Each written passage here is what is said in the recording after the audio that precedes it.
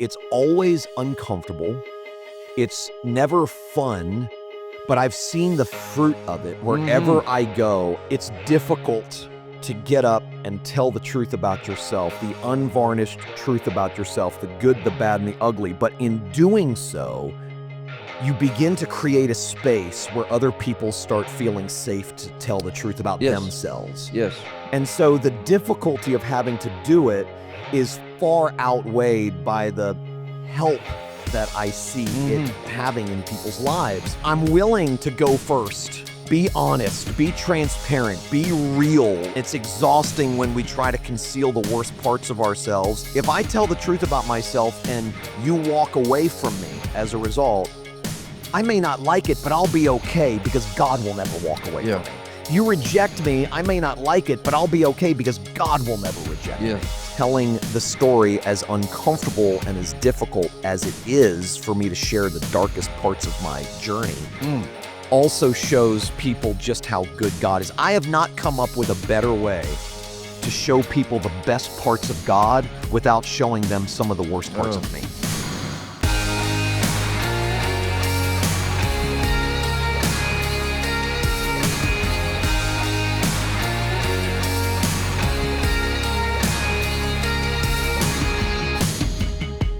I'm Randy Phillips, and you've joined us on Backstage with Randy Phillips. Thank you so much.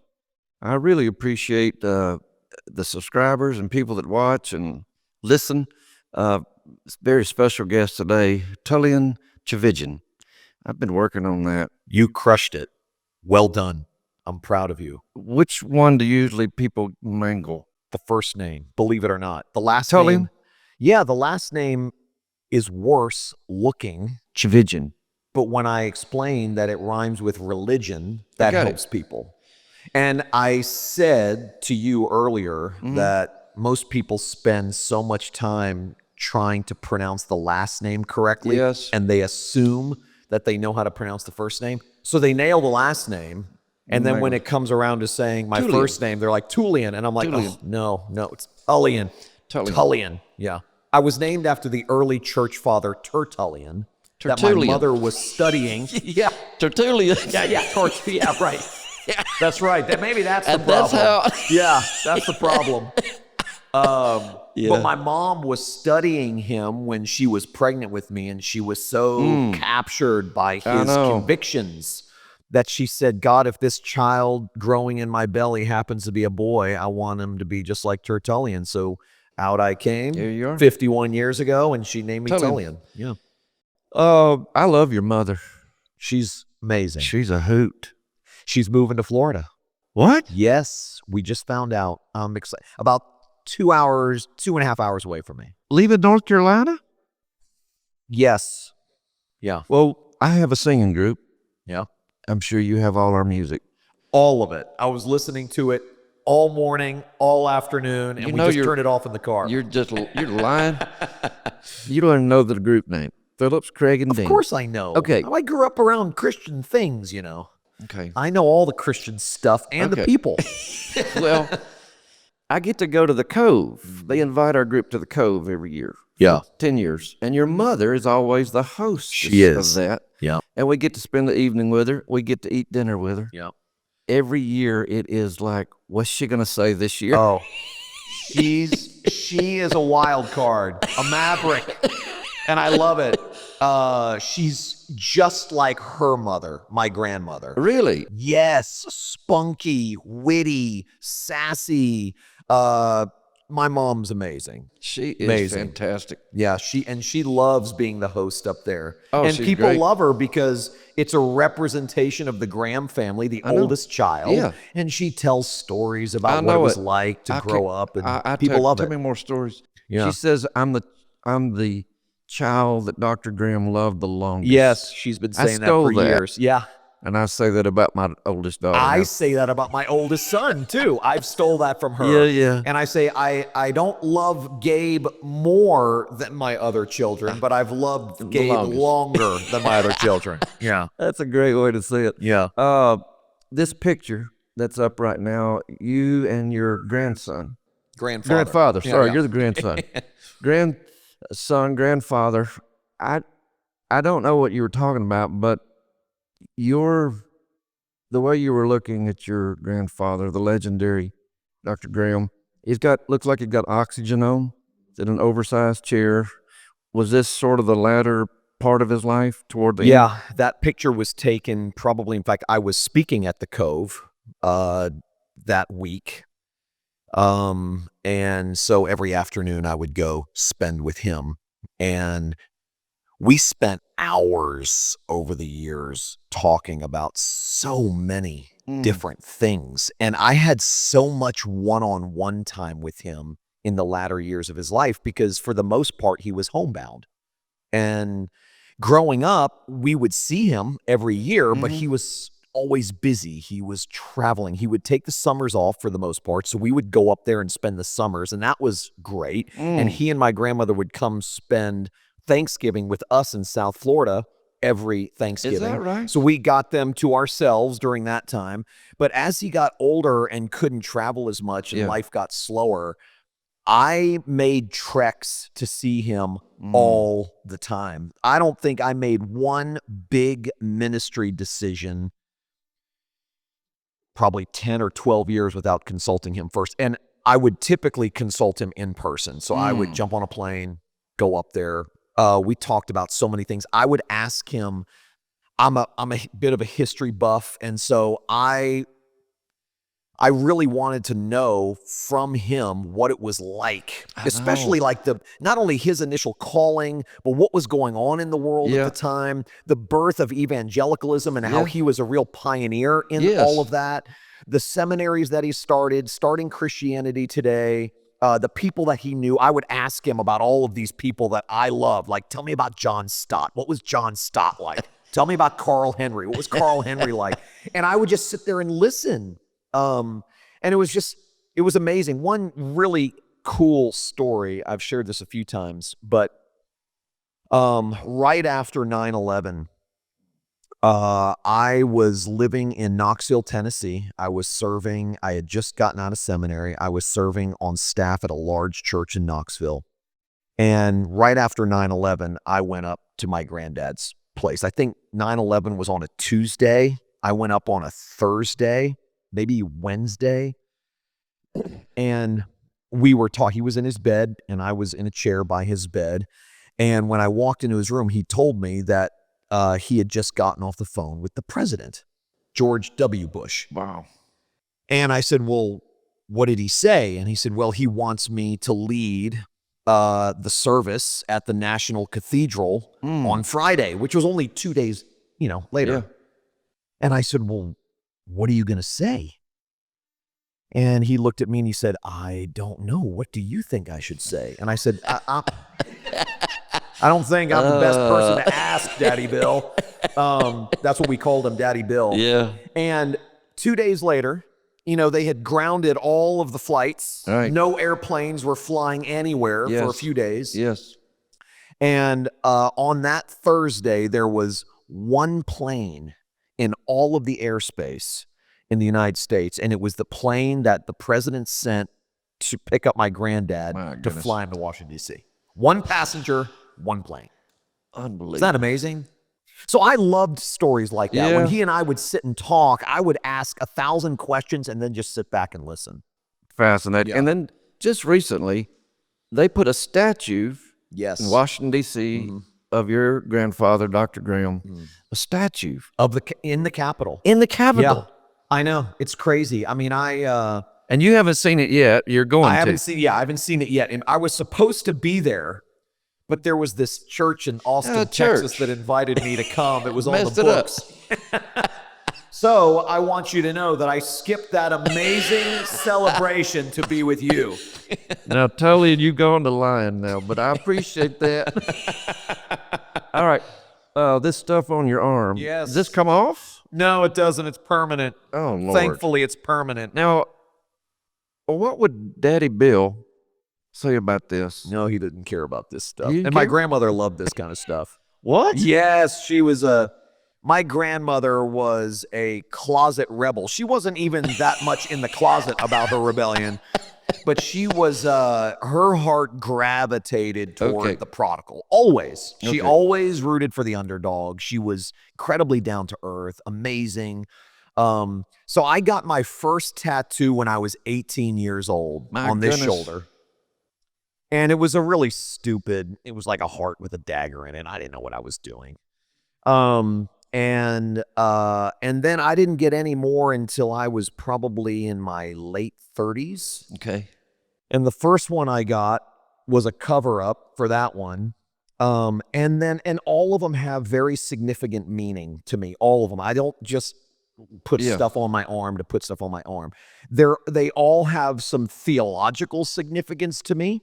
The only one that really doesn't are the ones on these knuckles. These are my kids' birthdays. Oh. But all of the rest pretty much do. But I don't have them anywhere else. It's just from up top here, Okay. all the way down. So I've got all here Oh, my Lord. and all here, and that's it. But I don't think I'm done. What? No, I should be probably, but I see open skin. I see opportunity. Oh, dear Lord. Yeah. And so, what did Gigi think about the tats? She was good? I think she's got one. So she didn't have Gigi any has of this. one? Yes, she does. She won't show you because it's in a place that is not visible, but she's got one. I have Dear Lord. Okay. two brothers. Let's see, two brothers, my oldest brother, my youngest brother, my sister. So there are a handful of us kids that have them. I have more than all of them, but they all have them. So when I think Graham family, Yeah. I don't think tats. Well, now you have to because But some of now- them have them. I do. All right. 18 books. No, 8. And there's a reason for that. I don't, I write my own books. Okay. Like if I had a ghostwriter that just took my sermons and turned them into books, I might have 18, but Okay. I'm 8 books. 8 books. This book is your latest book. Yes. And the title is so captivating to me, Carnage and Grace, Yep. which is such a contrast, stark contrast. How'd you come up with the title? I had 3 or 4 working titles before I came up with that one. That's the story of my life, especially the last 10 years. It is a raw, unsanitized memoir of the last 10 years of my life. I couldn't put it down. I bottomed out 10 years ago. I was at the top of my game. And I bottomed out. My life completely fell apart. I was reckless with the gifts that God had given me and rightfully lost all of those gifts for the most part. And went through a dark season of despair, depression. I was convinced at the ripe young age of 42 that my life was over. Because I was a public person, my fall was very public and was canceled by the Christian community for the most part. And all I had done my entire adult life was communicate, preach, write, speak.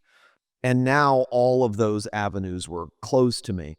So God sidelined me for a number of years, rightfully so, wisely so. There was a lot of work that had to happen in me before I would be in a healthy enough place to actually tell my story in a way that would be helpful to people. So I kind of always knew that this story was going to be told at some point. I mean, the fall was so public. Why not tell the other side of the story? How God and his amazing grace met me in the deepest, darkest corners of my life. And so it took me years before I even decided to write it. And then the writing process itself took me twice as long as it took as any other book I've ever written. My goodness. And it was a hard book to write because I had to revisit some of the darkest moments of my life. So some of the most heartbreaking moments of my life. And it was difficult, but at the same time, very therapeutic. In fact, I was telling some people today that I cried more during the 18 months that I was writing this book than I had at any other time in my life. I mean, it was very cathartic.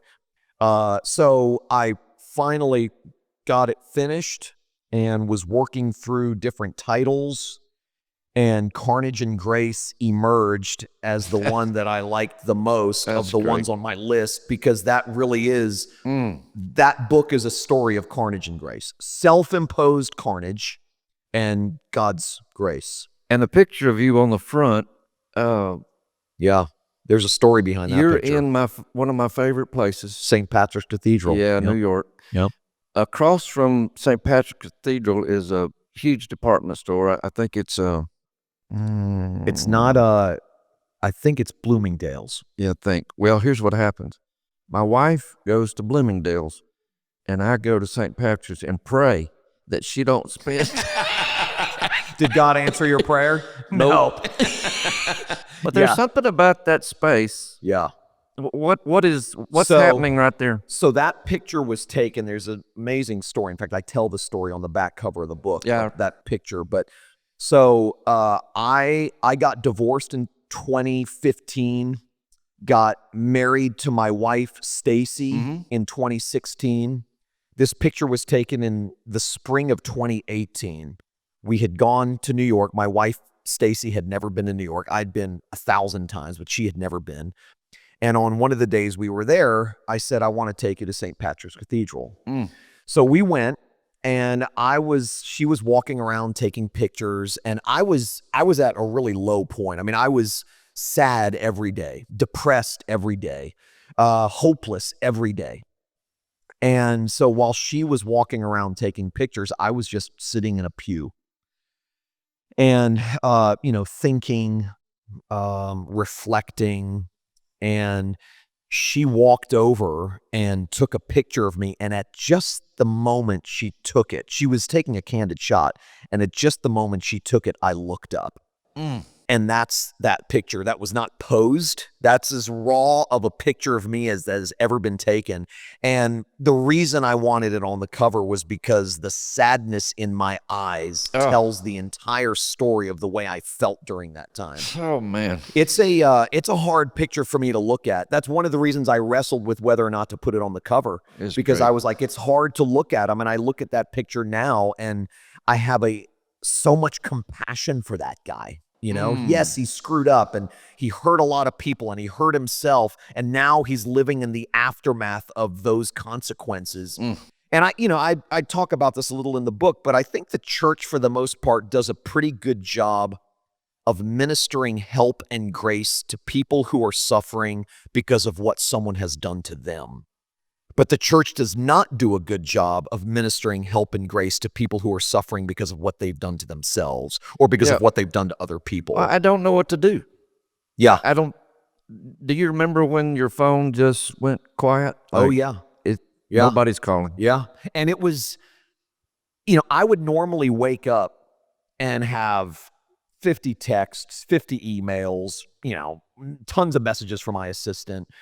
And I'll never forget waking up and it hitting me, I don't have one text waiting for me, which should sound relieving. No. But when you're so used to being on the receiving end of people needing you for things, and now it's crickets, it was difficult, and yet so wise of God to begin the process of stripping away all those false identities from me. Worth beyond your career. You talk about that in the book. I love that. What worth beyond when everything's pulled away, still finding identity and self-worth. What was that journey like for you? Hard, long, painful. I have a good friend named Paul Zoll who walked with me through. He's my hero in this book. He's an amazing guy. Without Paul, where would you be? Without Paul and a pastor friend of mine, a now retired pastor friend of mine named Pat Thurmer, I don't know where I'd be. Okay. Paul. But Paul sent me a text at one point when I was at my lowest, and he said, Tullian, the purpose behind the suffering you are going through is to push you into a new freedom from false definitions of who you are. And his point in that was, so much of the inner angst that you're experiencing is God stripping away all of those places where you had previously located your identity. And I know it hurts and I know it's painful, but trust me, the purpose behind it is freedom. And, you know, I've said on numerous occasions, you typically don't know what it is you depend on to make life worth living until those things are gone. And God had to strip me bare of so many false identities, so many idols, so many things that I didn't even know I was enslaved to. Just like we just said a minute ago, just getting texts from people because they need something, getting emails, being in demand. I mean, you can so easily and so quickly locate your worth in those things. Of course. And of course, it's a counterfeit. And so it's not a stable place to anchor your identity. And so what Paul said was absolutely true. So the journey from slavery to false identities to freedom in knowing that my worth, my value, my significance, security, my identity is ultimately anchored in God's love of me, God's acceptance of me, God's approval of me because of what Jesus has done. I mean, I don't ever want to go through anything like that again. And I certainly don't want to put anybody that I love through anything like that again. But I can look back now almost 10 years later and go, I'm incredibly grateful for the way God has used my self-imposed carnage to save my life. One of the dinners at the Cove, I was talking to your mother, and I said, I'm going to try to get your boy to Austin. Yeah. A friend of ours named Mark Tennant is helping me work on that. She said, oh, you'll love my boy, which I do. Yeah, thank you. But she said he's coming out with a book that just makes me so nervous. Anxious. She was nervous. I said, well, what's the problem? She said, well, she told me. I said, well, she said, it's just seeing it in print.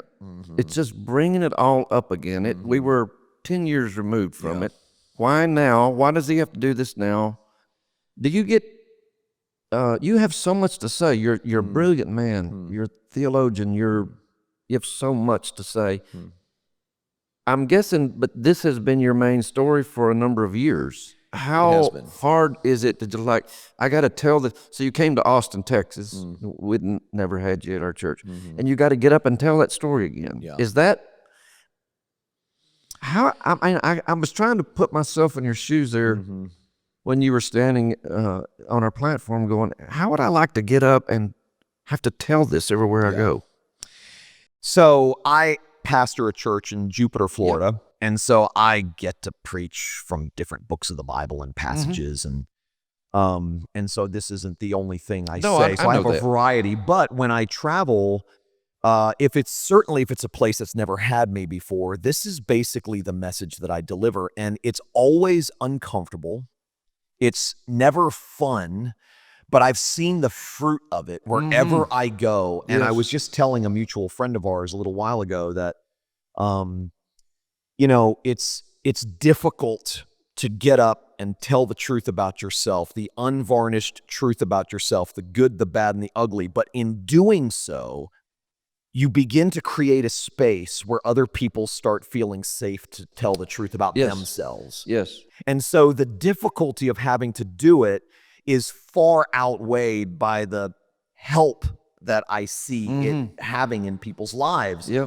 And so I'm willing to go first in that regard, to sort of go through the door and be honest, be transparent, be real, be raw and unsanitized in the telling of my story, because everybody's got a story. And it's exhausting when we try to conceal the worst parts of ourselves because we're afraid that we'll be rejected or that we won't be loved. And this is where the gospel becomes so practically relevant, because when you know that God's love for you is unconditional, that God approves of you and accepts you based on what Jesus has done, when you know that in your heart, what other people think about you starts mattering less and less. And the less it matters to you, the more willing you are to tell the truth about yourself. Because if I tell the truth about myself and you walk away from me as a result, I may not like it, but I'll be okay because God will never walk away Yeah. from me. If you reject me, I may not like it, but I'll be okay because God will never reject Yes. me. And so I think that telling the story, as uncomfortable and as difficult as it is for me to share the darkest parts of my journey, also shows people just how good God is. I have not come up with a better way to show people the best parts of God without showing them some of the worst parts of me. Man, that's so good. How do I become a Paul Zahn? Paul Zoll. Zoll. Yeah. How do you spell Zoll? Z-A-H-L. Zoll. Yeah. All right. So I read your book, and I was convicted. Like, why aren't you a Paul? Because I don't know what to say. And so after I read your book, I called 2 ministers who have fallen publicly, failed, high profile. And I just told them. I didn't really know what to say. Yeah. I ran into one in a restaurant, and he's sitting over there in his shame, trying to sit in a corner in the shadows. I'm like, do I get up and walk over there? Do I leave him alone? What do I do? Yeah. So I just read your book. I said, what would Paul do? Get up and go over there. Yeah. It was so uncomfortable. Yeah. But he got in touch with me later and said, everybody ran from me. You're the first. No, you're the second one that's reached out to me. I said, who was the first? Tullian Tchividjian. How do we become, there's so many incredible men that have had carnage. How do we who still have a platform, what do we do? That is such an important question. The fact that you're even asking it is important. I felt abandoned, like I said a few minutes ago, canceled, orphaned. And I get it. Nobody reacts well in crisis, especially the people who are closest to the one who caused the crisis. But at the end of the day, if we believe what we say we believe about sin and grace, then our disposition, our posture toward people who crash and burn should be, number one, not surprise. If we believe what we say we believe about sin, we shouldn't be shocked by it. True. That's why Paul Zoll was such a good friend. He understood the human condition better than almost anybody that I've ever known. And he understood that fallen people fall down, that broken people break things, that sinners sin. So he wasn't shocked by it. And the fact that he wasn't shocked by it enabled him to move closer, to come in. I have a friend who I mentioned just a minute ago, Pat Thurmer, a retired Lutheran pastor from the west coast of Florida. And he told me, this was a number of years ago, but he told me in the wake of my own fall, he said, I've been a pastor for 61 years. No, he said, I've been in the church for 61 years. And he said, when it comes to how the church handles real sin in the camp, I have been disappointed and disenchanted for 61 years. My goodness. And he said, why is it that the one institution left in this world that at least theoretically still believes in original sin is so shocked every time they encounter it? So when I hear about someone who falls, someone who crashes, someone who burns, someone who bottoms out, even in the midst of scandal, I might be saddened by it, but I'm never shocked by it. Never. I know my own heart. I've seen people fall my entire life. I'm just not shocked when broken people break things. And that allows me, enables me, I think, to have a disposition of grace toward those people. And Paul never tried to change me. That's so important. I think when people get the impression that we are entering your life to fix you, to change you, they recoil, understandably. I mean, the Apostle Paul talks about this. The law stirs up the trespass, makes you want to run. And so I think looking at people who have broken down and saying, I don't completely understand what you're going through. I can't imagine. I just want you to know that I'm here. Okay. And I'm not going anywhere. Okay. And if you ever need anything, and then For me, there were a few people who would text me and just say, "Hey, I'm thinking about you. I love you." And sometimes I wouldn't even return the text, not because I wasn't appreciative of their text, but just because I was so locked up in my own shame, I didn't want to talk to anybody. And yet they kept doing it without feeling the need to get a text back. And I look back at that now, and I'm so grateful for those people who just once in a while would drop a line to remind me that God's not done with you. I love you. God loves you more. I know you're going through a really crappy time right now, but there is a light at the end of the tunnel. That's just great. simple reminders like that. So I love that. I could talk to you all night. we probably should. Let's just keep going. All right. 1 year from right now, what will we be celebrating? 1 year from right now, what will we be celebrating? You mean you and I? We'll be celebrating the anniversary of the first time I came to Austin and preached at your church. Okay, in your life.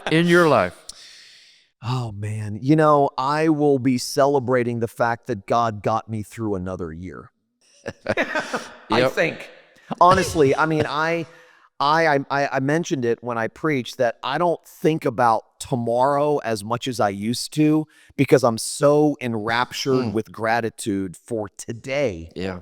And I take a lot less for granted now. And so every time I get to a new year, I think to myself, God, your restraining grace has kept me from blowing it big time. Thank you. You've got me through the ups and the downs and the twists and the turns of this past year. Yeah. And all I can do is say thank you. So survival is important, and we take that for granted. And I have 3 grandsons. I have 3 adult children. So many milestones happening throughout the year because of that. So I'm just enjoying a slower, less complicated life with my wife, Stacy, and my daughter, Jenna, who lives with us in Jupiter, my 3 grandsons who live about 45 minutes south of me, and then my 2 sons, Gabe and Nate, who live about 45 minutes south of me. And well, we'll do this again. Yeah. All right. So get this book. Amazon? Where else? Amazon is the primary place. They can get it at Barnes & Noble, but I think the best deals they can get are all online. Okay. So get this book and buy several copies for yourself and then give it to someone. There's someone in your life that will, oh my goodness, I bought a bunch of these. Did you? Yeah. And I'm going to buy some more. Well, you sold out today. I was told to bring 75 books. 75? And if I would, with the amount of people that wanted it, I could have probably sold 175. But. Yeah. So get this. Tullian, thank you. Thanks, Randy. Thank you. Thanks for having me. Your life and how you're changing so many people's perspective of who God is in their life. And I thank you for your ministry. Can't wait to see what God does next. Thanks for having me. Bless you. Thanks, man. Wow, what a great story. I know that you're intrigued by his story, and to learn more, you can find him at tullian.net. I'm going to spell that for you. TULLIAN.net. Or get his book, Carnage and Grace, on Amazon. Well, thank you for tuning in. Please remember to rate, review, and subscribe to the show to help us spread the word. We'll see you next time.